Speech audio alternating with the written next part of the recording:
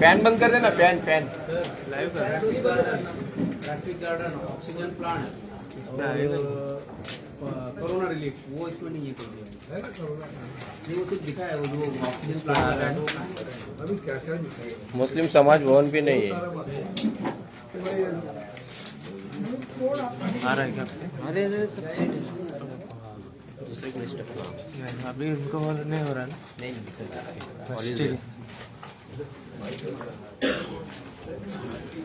ते आपलं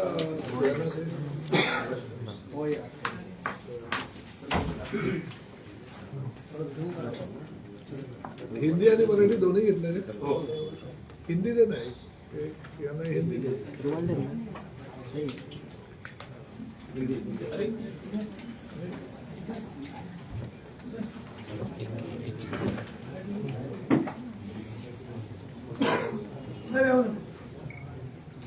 thank you.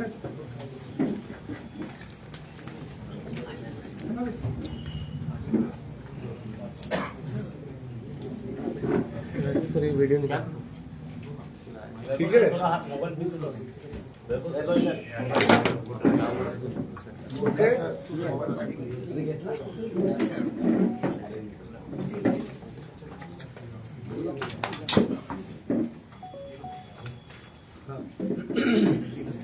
Mira Bhayandar महापालिकेची सार्वत्रिक निवडणूक 15 जानेवारी 2026 रोजी आहे आणि ह्या निवडणुकीमध्ये प्रामुख्याने शिवसेना 81 जागा लढवून महापालिकेमध्ये सत्ता स्थापन करण्यासाठी प्रयत्न करण्यात येत असल्याचं सुतोवाच मी यापूर्वी केलं होतं। आज आम्ही आमचा जो वचननामा आहे तो आपल्यासमोर जाहीर करतोय। मला आनंद ह्या गोष्टीचा आहे की आजपर्यंत अनेक राजकीय पक्षाचे नेते मंडळी वचननामा जाहीर करत असताना त्या वचननाम्यातली कामं आम्ही करू असं सांगतात। मी आज हा वचननामा जाहीर करताना एक गोष्ट आवर्जून सांगतो की ह्या वचननाम्यातल्या 90% गोष्टी मी ह्या केलेल्या आहेत। काही जे प्रकल्प आहे ते पूर्ण झालं म्हणून त्याचं लोकार्पण केलेलं आहे की काही प्रकल्प मधल्या काही काळामध्ये पूर्ण होणार आहे, त्याचं भूमिपूजनही झालेलं आहे आणि काही प्रकल्प जे आहेत ते मी भविष्यामध्ये करू शकेल किंवा करणार आहे असं आश्वासन नव्हे तर वचन मीरा भाईंदर शहरातील जनतेला देत आहे। आपण जर हा वचननामा बघितला तर तुम्हाला माहित पडेल की ह्या वचननाम्यामध्ये प्रामुख्याने 2023, 2024 आणि 2025 ह्या 3 वर्षाचीच कामं सगळ्यात जास्त तुम्हाला दिसतील। ठीक आहे, मेट्रो आणि सूर्या प्रकल्प आहे तो तर मी गेल्या 2009 पासून जेव्हापासून आमदार झालो तेव्हापासून पाठपुरावा करतो आणि त्या वेळच्या माझ्या वचननाम्यामध्ये ही सगळी कामं होती। परंतु प्रामुख्यानं हे जे बाकीचे विषय आहेत त्यामध्ये 2084 पूर्वीच्या सर्व इमारती ज्या आहेत त्या रिडेव्हलपमेंटच्या माध्यमातून अधिकृत होणार। स्वर्गीय इंदिराबाई बाबूराव सरनाईक कॅशलेस हॉस्पिटल तयार झालेलं आहे। भारतरत्न लता मंगेशकर संगीत गुरुकुल जवळजवळ 90% काम पूर्ण झाले आहे। चेना नदीवरील जलसंधारणाचं यशस्वी उपक्रम पूर्ण झालेला आहे आणि त्या माध्यमातून आपण 3 MLD पाणी हे आता निर्माण करणार आहोत। त्या ठिकाणी टाके बांधण्याचं काम महापालिकेच्या माध्यमातून चालू झालेलं आहे।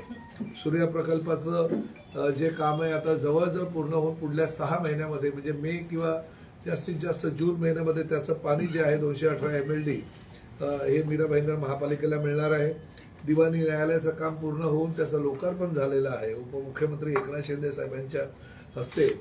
क्लस्टर डेव्हलपमेंटमध्ये आपण काही लोकांना क्लस्टर डेव्हलपमेंटमुळे नुकसान होतं त्यामुळे त्यात मिनी क्लस्टर सुद्धा आपण निर्माण केले, त्याचंही GR 12 डिसेंबरला आलेले आहे। हिंदू हृदय सम्राट आदरणीय शिवसेना प्रमुख बाळासाहेब ठाकरे कला दालनाची निर्मिती पूर्ण झालेली असून त्या ठिकाणी सगळ्या सर्वसामान्य जनतेसाठी ते खुलं झालेलं आहे। गानसम्राज्ञी लता मंगेशकर नाट्यगृह पूर्ण होऊन त्याचं लोकार्पण झालेलं आहे। मीरा भाईंदरच्या उत्तम येथील RTO कार्यालयाचं भूमिपूजन झालं आहे। वारकरी भवनाचं लोकार्पण झालेलं आहे। तर नवघर येथील CBSE शाळा पूर्ण होऊन गेल्या वर्षीच खरं तर ती चालू करायची होती परंतु निविदा प्रक्रिया पूर्ण होऊ शकल्यामुळे ती शाळा पुढल्या वर्षी चालू होईल। सर्वात प्रथम महाराष्ट्रात सगळ्यात जास्त सर्वसामान्य लोकांना वाहतुकीच्या दृष्टीनं सोयीस्कर ठरेल असा पॉट टॅक्सीचा प्रकल्पाला सुद्धा राज्य शासनाच्या माध्यमातून मान्यता मिळालेली आहे आणि तेही काम 2026 ला चालू होणार आहे. जॉगिंग आणि सायकल ट्रॅकचं काही ठिकाणचं काम पूर्ण झालेलं आहे, त्याचं लोकार्पण झालेलं आहे. घोडबंदर किल्ल्यावर शिवसृष्टीला मंजुरी मिळाली असून त्याचं काम सुद्धा या 2 महिन्यामध्ये चालू होणार आहे. घोडबंदर किनारा सुशोभीकरण, जलवाहतूक, जेसलपार चौपाटी आणि त्याचबरोबर घोडबंदर चौपाटी येथे जे जेट्टी निर्माण करायचे होते त्या जेट्टीचं काम पूर्ण झालेलं आहे आणि लवकरच जलवाहतूक पुढल्या वर्षी चालू होईल. डॉक्टर बाबासाहेब आंबेडकर जी भवन आपण जे होत आहे त्याचं काम सुद्धा 70% पूर्ण झालेलं आहे, त्याचंही लोकार्पण पुढल्या 6 महिन्यात होईल. बालयोगी सदानंद महाराजांच्या नावानं वाचनालय आणि सभागृहाचं काम चालू आहे. प्रमोद महाजन आर्ट गॅलरीचं काम पूर्ण झालेलं असून अंतर्गत सजावटीचं काम आता चालू आहे. विहिरीचं पुनरुज्जीवन करत असताना त्या विहिरीच्या पाण्याचा उपयोग सर्वसामान्य लोकांना पिण्यासाठी व्हावा यासाठी आरो प्लांट लावून त्या विहिरीचं सुद्धा सुशोभीकरण करून जवळजवळ 14 विहिरींचं आपण लोकार्पण केलेलं आहे. 5 जलतरण तलावापैकी बहुतांश जलतरण तलावाची कामं चालू होऊन ती आता 50% पूर्ण झालेली आहे. फुटबॉल टर्फचे काम पूर्ण होऊन ते आता लोकांना वापरण्यास दिलेले आहे. क्रीडापटू किंवा जे काही फुटबॉलपटू आहेत ते त्या ठिकाणी आता खेळत आहेत, त्याचं लोकार्पण झालेलं आहे. सिंधुताई सकपाळ तिरंदाजी प्रशिक्षण केंद्राचं काम सुद्धा आता जवळजवळ 50% पूर्ण झालेलं आहे. प्रत्येक उद्यानामध्ये हिरक आणि कक्ष जेणेकरून माता भगिनींना त्या स्तनपान करण्यासाठी किंवा इतर गोष्टींसाठी या हिरक आणि कक्षाचा उपयोग होईल ते सुद्धा काम जवळजवळ 70 ते 80% पूर्ण झालेले आहेत. 2 ते 3 महिन्यात त्याचंही आम्ही लोकार्पण करू. दहिसर ते मीरा भाईंदर रिंग रोडचं काम जागा सर्वेक्षण पूर्ण करून ते पहिला प्रकल्प आहे की जेणेकरून दहिसरवरून मीरा भाईंदरला म्हणजे मुंबईवरूनच मीरा भाईंदरला यायला आपण किमान 30 ते 40 मिनिटांमध्ये पोहोचू शकेल अशा प्रकारचं दहिसर लिंक रोडचं काम पूर्ण झालेलं आहे. मुंबई महापालिकेच्या माध्यमातून त्याला निधी उपलब्ध करून दिलेला आहे आणि काही मँग्रोव्ज येत होते ते मँग्रोव्ज सुद्धा परमिशन त्या डिपार्टमेंटनं दिलेली आहे. सुप्रीम कोर्टानं सुद्धा त्यासाठी परवानगी दिलेली आहे. स्वर्गीय गिल्बर्ट मेंडोसा यांच्या नावानं आपण हॉस्पिटल चालू करतोय, त्याला जवळजवळ 400 बेडचं ते हॉस्पिटल आहे, त्याचं काम चालू झालेलं आहे. शहरातील मोकळ्या चौकांचं सुशोभीकरणाचं काम सुद्धा चालू आहे. एलिव्हेटेड उड्डाणपूल हे आता पूर्ण झालेले आहेत. एक उड्डाणपूल बाकी आहे, तेही आपल्याला साधारणतः पुढल्या महिन्यामध्ये त्याचं लोकार्पण करता येईल. मेट्रोचा प्रकल्प सुरक्षा चाचणी जी आहे ती पुढल्या आठवड्यात सुरक्षा चाचणीची अंतिम चरण आहे आणि पुढल्या आठवड्यात सुरक्षा चाचणी पूर्ण झाल्यानंतर निवडणुका झाल्यानंतर 16 तारखेनंतर केव्हाही ही दहिसरची मेट्रो सर्वसामान्य मीरा भाईंदर शहरातील जनतेसाठी उपलब्ध करून देण्यात येईल. त्याचं उद्घाटन आदरणीय मुख्यमंत्री आणि दोन्ही उपमुख्यमंत्र्यांच्या हस्ते करणार आहे. विविध समाज भवनांपैकी मैथिली समाज भवन, सरदार वल्लभभाई पटेल भवन, कर्नाटक भवन आणि त्याचबरोबर बंगाली समाज भवनाची कामं पूर्ण झालेली आहे. वारकरी भवनचं काम लोकार्पण झालेलं आहे. महाराणा प्रताप भवनाचं काम जवळजवळ 90% पूर्ण झालेलं आणि इतर समाज भवनाचे काम सुद्धा आता पूर्णत्वाकडे वाटचाल करत आहे. प्रामुख्यानं हरिवंश राय बच्चन यांच्या नावानं उत्तर भारतीय भवनाचं जवळजवळ आता पायलिंगचं काम पूर्ण झालेलं आहे आणि आता प्लीनचं काम त्या ठिकाणी चालू होईल. जवळजवळ राज्य शासनाच्या माध्यमातून 38 कोटी रुपये त्यासाठी आपण खर्च करतोय आणि महाराज अग्रसेन यांच्या नावानं दिव्यांग भवन सुद्धा आपण अर्ध काम त्याचं 50% झालेलं आहे. अप्पासाहेब धर्माधिकारी बैठक सभागृहाची मागणी जनतेने केली होती, त्याही कामाला आपण सुरुवात केलेली आहे. चेना रिव्हर वॉटरफ्रंट डेव्हलपमेंटचं काम जवळजवळ 25 ते 30% झालेलं आहे. शहीद मेजर कौस्तुभ राणे स्मारक उद्यानाचं काम पूर्ण झालेलं आहे, आपण लोकार्पण केलेलं आहे. म्युझिकल फाउंटनचं काम पूर्ण झालेलं आहे, त्याचं लोकार्पण केलेलं आहे. तलावाच्या सुशोभीकरणाचं काम सुद्धा पूर्ण होऊन ते लोकार्पण झालेलं आहे. पाळीव प्राण्यांसाठी स्मशानभूमी जे आपण अंत्यविधी केंद्र बनवलं होतं त्याला प्रचंड प्रतिसाद मिळालेला आहे आणि त्यामुळे ती अंत्यविधी केंद्र ठरणारी म्हणजे पाळीव प्राण्यांसाठी केलेली ही महाराष्ट्रातली पहिली अंत्यविधी केंद्र झालेलं आहे. गोमातेचा दर्जा देण्याची मागणी आदरणीय मुख्यमंत्री असताना एकनाथ शिंदे साहेबांकडे मी केली होती आणि ठाण्याच्या आणि भाईंदरच्या धर्मसभा जेव्हा आयोजित केल्या तेव्हा मीरा भाईंदरच्या धर्मसभेमध्ये त्यांनी ती घोषणा केली आणि त्याचा GR काढलेला आहे. दिव्यांगांना आधार घेऊन आपण मगाशीच सांगितलेलं की दिव्यांगांना सायकली आणि इतर वस्तूंचं वाटप करत असताना त्यांच्या दिव्यांग भवन सुद्धा आपण निर्माण केलेलं आहे. दरवर्षी विद्यार्थ्यांसाठी गुणगौरव समारंभ तर आम्ही करतोच आणि त्यामुळे आनंद दिघे साहेबांनी जी प्रेरणा दिलेलं आम्ही SSC मार्गदर्शन शिबिर आहे ते पण करतो आणि SSCच्या विद्यार्थ्यांसाठी आम्ही सराव परीक्षा सुद्धा घेत असतो. त्याला सुद्धा प्रचंड प्रतिसाद मिळतोय. मंगळागौरीच्या स्पर्धा आम्ही दरवर्षी घेत असतो. आपल्या कौस्तुभ राणीच्या नावानं गणेशोत्सव स्पर्धा सुद्धा घेत असतो आणि त्यांना सुद्धा बक्षिसं देत असतो. चैत्र नवरात्रोत्सव दरवर्षी होत असतो. रास रंग गरबा जो आहे तोही मोठ्या प्रमाणात होतो आणि संस्कृतीची दहीहंडी तर आपल्याला सगळ्यांना कल्पना आहे फार मोठ्या स्वरूपात होत असते. संस्कृती आर्ट फेस्टिवल या डिसेंबरच्या दुसऱ्या आठवड्यामध्ये झालं आणि त्याचाही आनंद आपण सगळ्यांनी घेतलाय. स्वर्गीय गिल्बर्ट मेंडोसा यांच्या नावानं ट्रॅफिक पार्क आपण निर्माण केलं, त्याचं लोकार्पण सुद्धा केलेलं, त्याचा फायदा सुद्धा सर्वसामान्य जनता करते. आणि भाईंदर ST डेपोच्या ठिकाणी पार्किंग प्लाझा आणि मासळी मार्केटची मागणी होती, त्या आपण दोन्ही गोष्टी त्या ठिकाणी पूर्ण करून आज PPP तत्वावर ते मॉडेल बनवलेलं आहे आणि त्याचं भूमिपूजन मी केलेलं आहे. प्रामुख्यानं मीरा भाईंदर शहर हे वायफाय सिटी व्हावं ही मागणी होती काही तरुण विद्यार्थ्यांची आणि आपल्या सर्वसामान्य जनतेची. ती पूर्ण मीरा भाईंदर शहर हे वायफाय सिटीमध्ये कन्वर्ट करणं मी ठरवलेलं असून त्या माध्यमातून त्याचं काम चालू आहे. 51 फुटी विठ्ठलाची मूर्ती जी आहे ती नवघर तलावावर उभारलेली आहे, सुशोभीकरण तलावाचं करून. आणि त्याचबरोबर जरीमरी तलावामध्ये सुद्धा ते काम आता पूर्णत्वाला पुढल्या 10 ते 12 दिवसात होईल. हरिश्चंद्र आमगावकर यांच्या नावाने जिम्नॅस्टिक सेंटरचं काम चालू आहे. तर छत्रपती संभाजी महाराजांच्या पुतळ्याला परवानगी शासनाची मिळून त्या उद्यानाचं काम सुद्धा चालू केलेलं आहे. मीरा भाईंदर महापालिकेचं नवीन मुख्यालय आपल्या हायवेला छत्रपती शिवाजी महाराजांच्या पुतळ्याच्या समोर तयार करण्याचं काम चालू आहे आणि त्याचंही काम प्रगती पथावर आहे. डॉक्टर श्री आप्पासाहेब धर्माधिकारी यांच्या नावानं सभागृह तयार झालेला आहे, त्याचा वापर सुद्धा लोक मोठ्या प्रमाणात करतायत. घोडबंदर खाडी किनारा सुशोभीकरण आणि स्कायवॉकचं काम सुद्धा चालू झालेलं आहे. छत्रपती शिवाजी महाराज महामार्गातील 3 उड्डाणपुलाचं काम आता पूर्ण झालेलं आहे.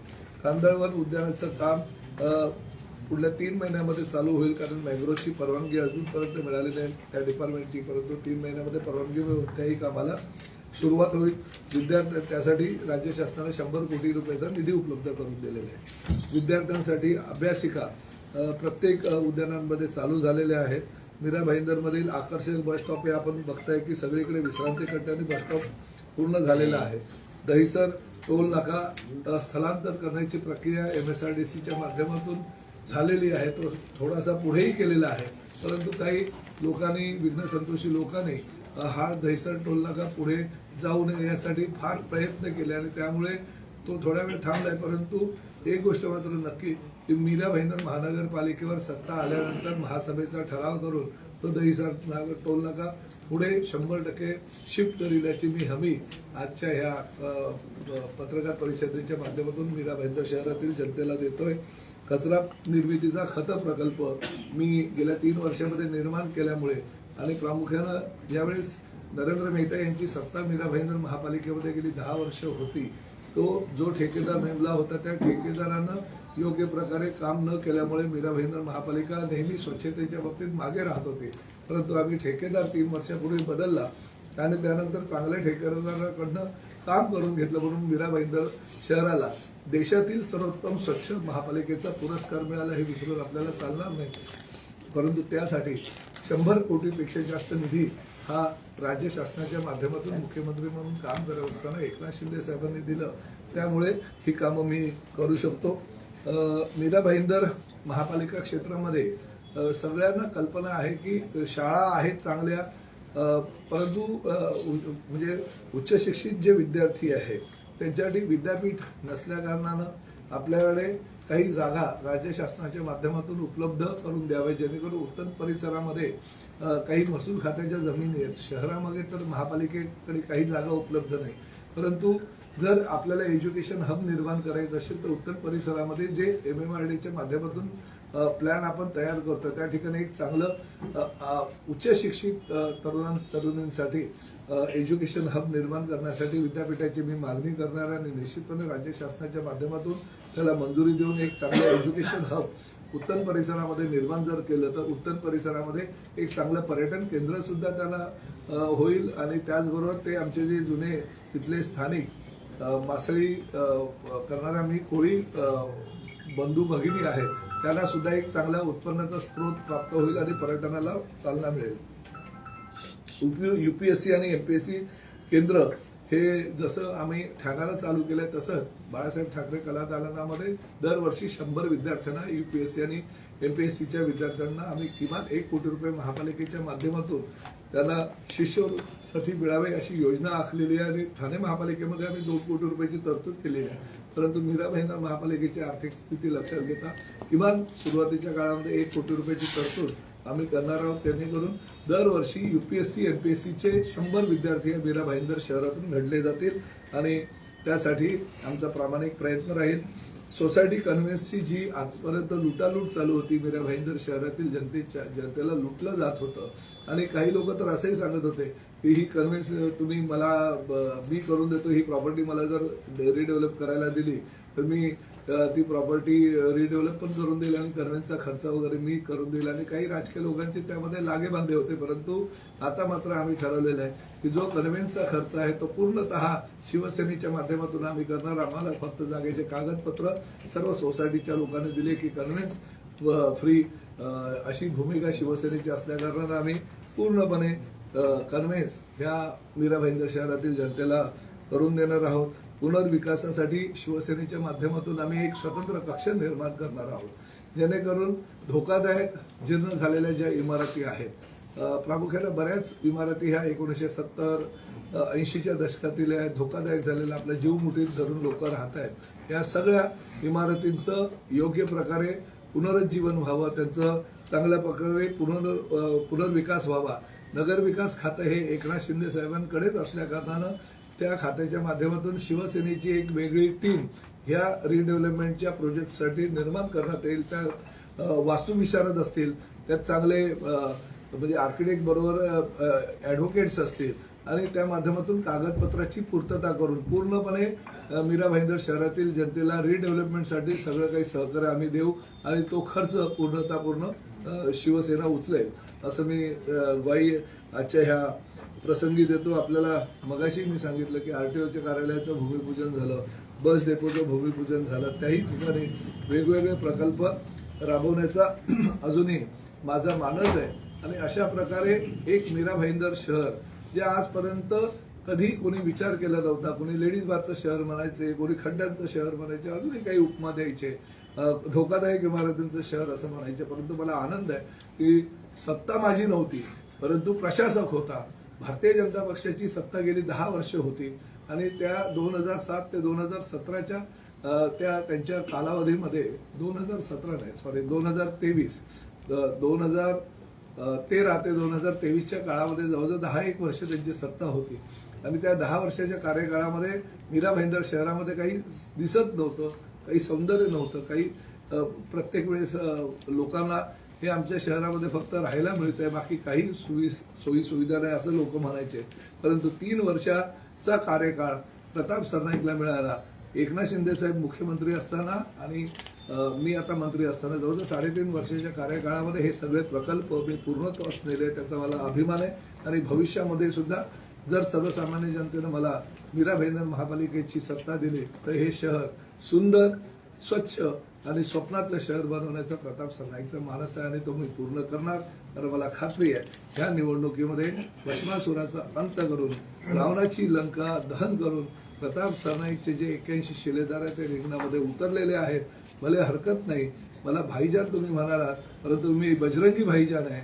बजरंगी भाईजानच्या शेपटीला तुम्ही आता आग लावलेली आहे आणि त्या शेपटीच्या माध्यमातून हा बजरंगी भाईजान हा तुमची जी मगरुरीची लंका आहे, तुमची जी अहमपणाची लंका आहे, ती अहमपणाची लंका ही जाळेल आणि सर्वसामान्य मीरा भाईंदरच्या जनतेला तुमच्या ह्या अहमपणातून भ्रष्टाचार जो तुम्ही गेल्या अनेक वर्षापासून केलेला आहे त्यातून मुक्तता मिळेल आणि मीरा भाईंदर शहर हे आधुनिक शहर, स्वप्नांचं शहर, तरुणांचं शहर म्हणून सर्वसामान्य जनतेला पुढल्या 5 वर्षात ज्या सुविधा पाहिजे त्या सुविधा देणार आहे. सरनाईक साहेब प्रश्न मीरा भाईंदर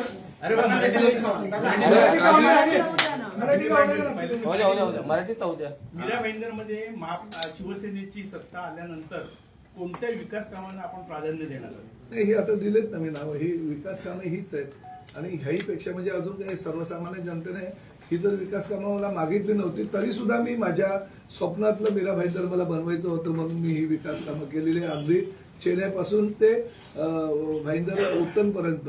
त्यामुळे ही सगळी विकास कामं केली आणि ह्याहीपेक्षा अजून विकास कामंही करणार. आजपर्यंत माझ्याकडे मी 146 विधानसभा मतदारसंघाचा आमदार म्हणून काम करत होतो तरी एवढी कामं मी केली.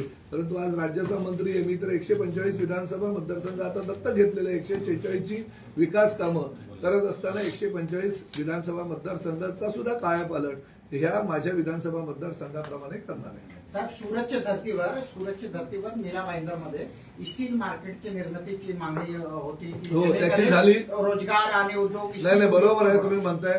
रोजगार आणि उद्योगासाठी दोन गोष्टी माझ्या बोलण्यातनं राहिलेल्या आहे. रोजगार आणि उद्योगासाठी पूर्ण राज्यामध्ये अतिशय सुंदर असं जे स्टील मार्केट आणि स्टील मार्केटमध्ये काही जी त्यांचे मोठे जुने जे कारखाने आहे त्याची उंची कमी असल्या कारणानं त्यांच्या ज्या नवीन आलेल्या मशीन्स वगैरे आतमध्ये जात नाही अशा सुद्धा तक्रारी त्यांची बैठक झालेली आहे.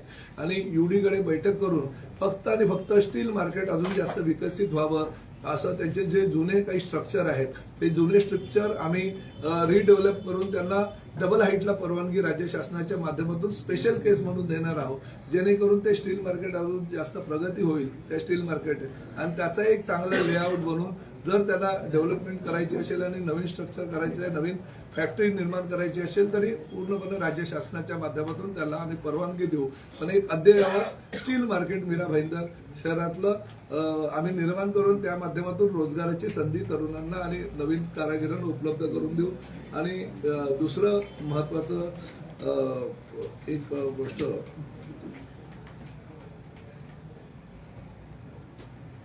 ठीक आहे आता ठीक आहे हिंदीमध्ये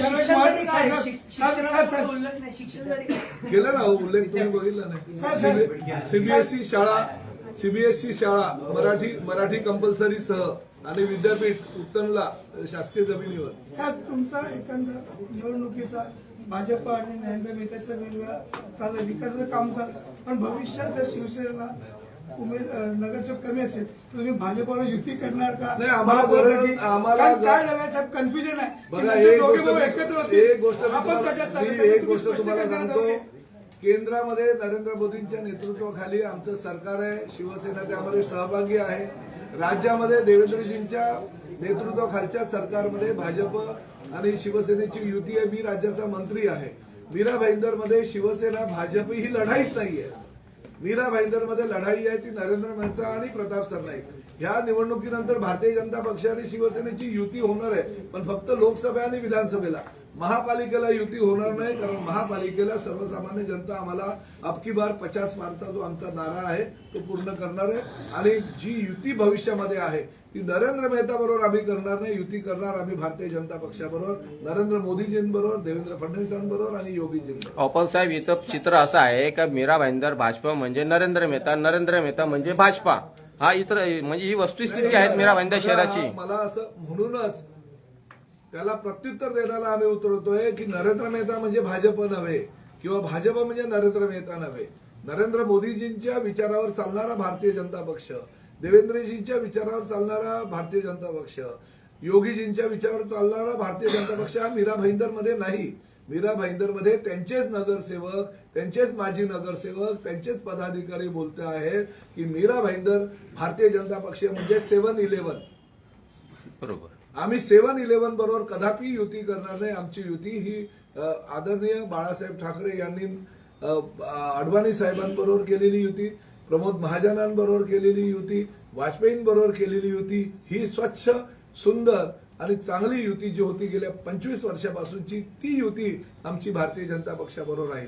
नरेंद्र मेहता म्हणजे त्यांनी भारतीय जनता पक्ष हे प्रायव्हेट लिमिटेड कंपनी या मीरा भाईंदर शहरामध्ये बनवलेल्या आहे. त्यांच्याबरोबर आम्ही युती कदापि करणार नाही. आणि राहिला प्रश्न भविष्यामध्ये आम्हाला त्यांच्याबरोबर जायची गरजच लागणार नाही. आम्ही 100% आमच्या 50च्या वर जागा ही जनता निवडून देणार आणि निवडून दिल्यावर आम्ही सत्ता पारदर्शी कारभार करून सत्ता म्हणजे काय असतं आणि सत्तेच्या माध्यमातून जनतेला कसं आपण सुख सुविधा देऊ शकतो हे दाखवून देऊ. पण सर समजा की बहुमतासाठी काही जागांची गरज लागली, तुम्ही म्हणता भाजप बरोबर मला लागणार नाही कुणाची नाही गरज. मला त्यांना जशी MIM ची गरज लागणार आहे तशी मला कुणाची गरज लागणार नाही. त्यांना काँग्रेसची गरज लागेल, मला गरज लागणार नाही. त्यांना उबाट्याची गरज लागणार आहे, मला गरज लागणार नाही. सर्वसामान्य व्यापाऱ्यांना मारहाण करणाऱ्या माणसांची त्यांना गरज लागणार आहे, मला लागणार नाही. कारण शेवटी कसं आहे की उबाटा आणि मनसे हे कोण चालवत आहे? त्यांचे उमेदवार नरेंद्र मेहतांनी स्वतःच्या ऑफिसमधनं AB फॉर्म दिलेत आणि ते निवडणुकीला उभे राहतात. त्यांचा खर्च सुद्धा नरेंद्र मेहता करतायत. कारण काय तर शिवसेनेच्या उमेदवारांमुळे त्यांची घाबरगुंडी उडालेली आहे आणि शिवसेनेच्या उमेदवारांच्या विरोधात जे उबाटा आणि मनसे आहे त्यांचा खर्च सुद्धा ते करतायत. आमचं मतं विभाजन व्हावं यासाठी ते करतायत आणि आमच्यावर आरोप करतात आम्ही काँग्रेस बरोबर छुपी होती. अरे आम्हाला काय, आमची 81 जागा आहे. आम्ही पण असं म्हणू शकतो ना की तुम्ही 87 जागा लढवल्या आणि बाकीच्या जागांवर तुम्ही MIM बरोबर युती केली. तुम्ही त्या राष्ट्रवादी काँग्रेस बरोबर तुमच्याकडे आलेले नगरसेवक राष्ट्रवादी काँग्रेसमध्ये पाठवले. म्हणजे याचा अर्थ तुमची युती कोणाबरोबरही जनतेने दाखवून दिलेला आहे. आणि राहिला प्रश्न काँग्रेसचा, आम्ही प्रभाग क्रमांक 13 मध्ये काँग्रेसच्या विरोधामध्ये लढतोय, प्रभाग क्रमांक 14 मध्ये काँग्रेसच्या विरोधात लढतोय, प्रभाग क्रमांक 20 मध्ये काँग्रेसच्या विरोधात लढतोय, प्रभाग क्रमांक 19 मध्ये काँग्रेसच्या विरोधात लढतोय, प्रभाग क्रमांक 24 मध्ये काँग्रेसच्या विरोधामध्ये. असे कितीतरी प्रभाग आहे ज्यामध्ये काँग्रेसचे उमेदवार आमच्या समोर आहे. आम्हाला काही युती करायची गरज आहे. आम्हाला याची कल्पना, एवढी विकास कामं मी 3.5 वर्षामध्ये केली. या विकास कामांच्या जीवावर मीरा भाईंदरची जनता सुज्ञ आहे. त्या विकास कामांच्या जीवावर आम्हाला ते 50 पारचा जो आमचा नारा आहे तो पूर्ण करणार आणि 100% आम्हाला त्या जागा त्या निवडून देणार. म्हणजे माझा प्रश्न असा होता की भविष्यात या निर्णयावर तुम्ही ठाम राहणार का? याच निर्णयावर ठाम राहील. भले विरोधी पक्षात बसेल परंतु मी कुणालाही साथ देणार नाही आणि कुणाची साथ घेणार नाही. परंतु मला खात्री आहे मला विरोधी पक्षात बसायची काही गरज लागणार नाही. जनता मला पूर्ण पाठिंबा देईल आणि 100% बहुमत देऊन मला महापालिकेमध्ये शिवसेना प्रमुख आदरणीय बाळासाहेब ठाकरे यांचे स्वप्न पूर्ण करण्याकरता भगवा ध्वज जो मीरा भाईंदर महानगरपालिकेवर फडकवायचा आहे तो त्यांच्या आशीर्वादाने मी फडकवणार. हिंदी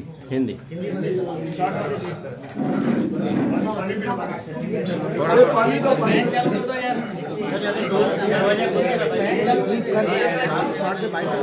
अरे अभी सवाल कौन पूछेगा?